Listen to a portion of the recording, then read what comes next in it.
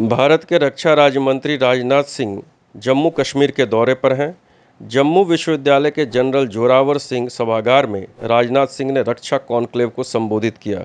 इस अवसर पर राजनाथ सिंह ने अपने पड़ोसी देश और सीमा पार आतंकवादी गतिविधियों पर पाकिस्तान को चेतावनी दे डाली। उन्होंने कहा कि अब पहले वाली बात नहीं रही है। पिछले 9 वर्षों में मोदी सरकार के दौरान दुनिया में भारत का कद कई गुना बढ़ा है। इस दौरान राजनाथ सिंह ने कहा कि पाकिस्तान अधिकृत कश्मीर हमेशा से हमारा हिस्सा है। वहाँ की जनता भी भारत में शामिल होना चाहती है। भारत की संसद में पाकिस्तान अधिकृत कश्मीर को लेकर सर्वसम्मत प्रस्ताव पारित है कि भारत का हिस्सा था और वो भारत का ही रहेगा। पाकिस्तान अधिकृत कश्मीर में जो पाकिस्तान की सरकार द्वारा जुल्म किया जा रहा है, इससे भविष्य में पाकिस्तान अधिकृत कश्मीर से ही मांग उठेगी कि उन्हें भारत देश में शामिल किया जाए। उन्होंने यह भी कहा कि भारत अपनी सीमाओं की रक्षा के लिए निर्णायक सैन्य कार्रवाई करने में सक्षम है। भारत एक ताकत के रूप में उभरा है और अगर ज़रूरत पड़ी तो भारत सीमा के उस पार भी मार करने में सक्षम है और ज़्यादा आवश्यकता पड़ी तो उस पार भी जाया जा सकता है।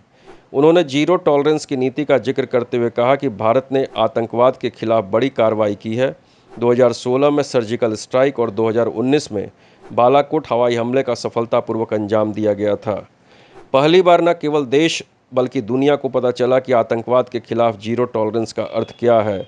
उन्होंने कहा कि सर्जिकल स्ट्राइक पर फैसला लेने में प्रधानमंत्री नरेंद्र मोदी को सिर्फ 10 मिनट लगे थे। उन्होंने कहा कि पुलवामा और उड़ी दोनों दुर्भाग्यपूर्ण घटनाएं थी।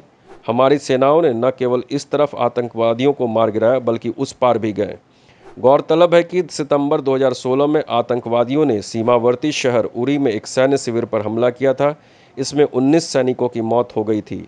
एक पखवाड़े बाद भारतीय सेना ने सीमा पर सर्जिकल स्ट्राइक की और आतंकवादियों को लॉन्च पैड को ही नष्ट कर दिया।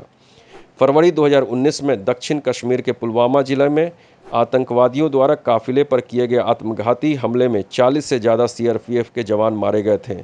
हमले के 12 दिन बाद ही भारतीय वायुसेना ने पाकिस्तान के बालाकोट में आतंकी कैंप को तबाह कर दिया।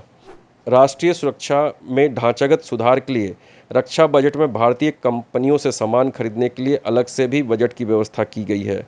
अब 75% हथियार भारतीय कंपनियों से खरीदने की बजटीय व्यवस्था बना दी गई है। आज वायुसेना के पास राफेल जैसे 5 generation multi role fighter plane आ चुके हैं और अब भारत की संप्रभुता, अखंडता और सीमा सुरक्षा के लिए किसी भी चुनौती का जवाब देने के लिए हमारी ताकत काफ़ी बढ़ चुकी है।